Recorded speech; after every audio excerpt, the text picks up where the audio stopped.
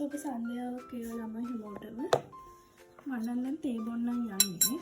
තේ බොන්න කිසිම දෙයක් නැහැ ගෙදර. ඒ වුණාට මෙන්න මේක ඉතුරු වෙලා තිබුණා. මම මේකෙන් ටිකක් හදාගන්න ඕනේ. මේ අපේ අක්කට හම්බ වෙච්ච එක.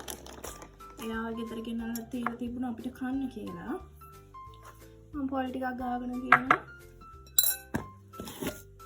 මම ඒකට සීනි මට ඇත්ත කියලා හිතන තරමට මම දා ගන්නවා. සීනි ගොඩක් දා ගන්නත් හොඳ නැහැ. එතකොට මේකේ හරියට රසක් එන්නේ නැහැ. මේ කියන්නේ චිකන් සම්මනාට දෙන ට්‍රිපෝස් පැකට් එකක්.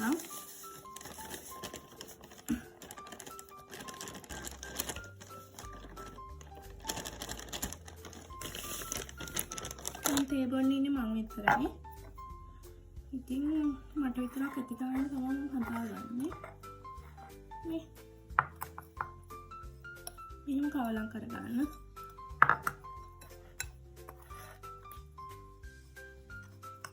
ඉස්සෙල්ලා වතුර දාන්නේ අපි මොකද දාන්නේ?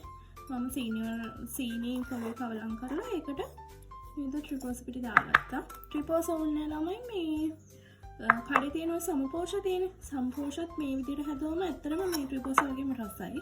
මම තව දෙයක් කියන්නම් ඔයාලට මේ ට්‍රිපෝස විදිහටම රස එන්න නම්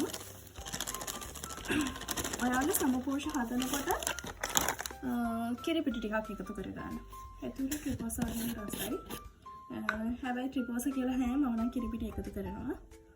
කිරි පිටි හැන්දක් විතර මම දා ගන්නවා. මොකද ට්‍රිපෝස වලත් මම දන්න තරමේ කිරි පිටි තියෙනවා.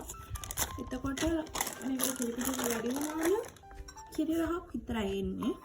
ඒක පොඩ්ඩක් ඉවර දාගත්තාම ටිකක් තව ටිකක් රස වැඩි වෙනවා. මම මේ කීප විදිහට එකපාරක් හදලා කාලා බලන්න. මම වතුර රත් කරගන්න තිබුණේ. මම වතුර චුට්ටක් එකතු කරගන්නවා. වතුර ගොඩාක් එකතු කරගත්තාම මම ආසනේ. පොඩ්ඩක් එකතු කරගෙන මොකද පොල් වලත් වතුර තියෙනවනේ. වතුර වැඩි වුණාම මේක රස නැහැ.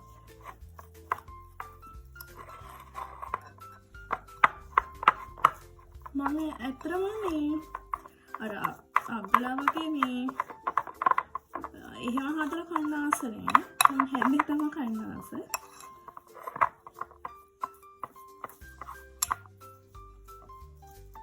මම තියෙන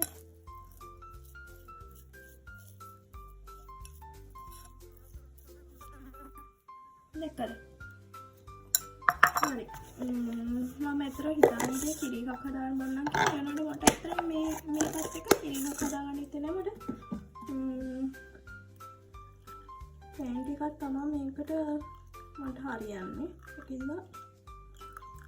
මම හදලා දාපු පෑන් ටිකක් හදාගන්න මම මේකට සීනි දාන්නේ නැහැ මොකද මම මේකට සීනි දාපු හින්දා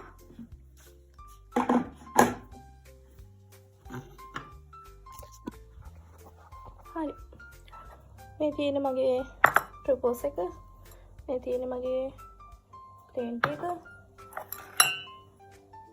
චුට්ටක් කාලා බලමු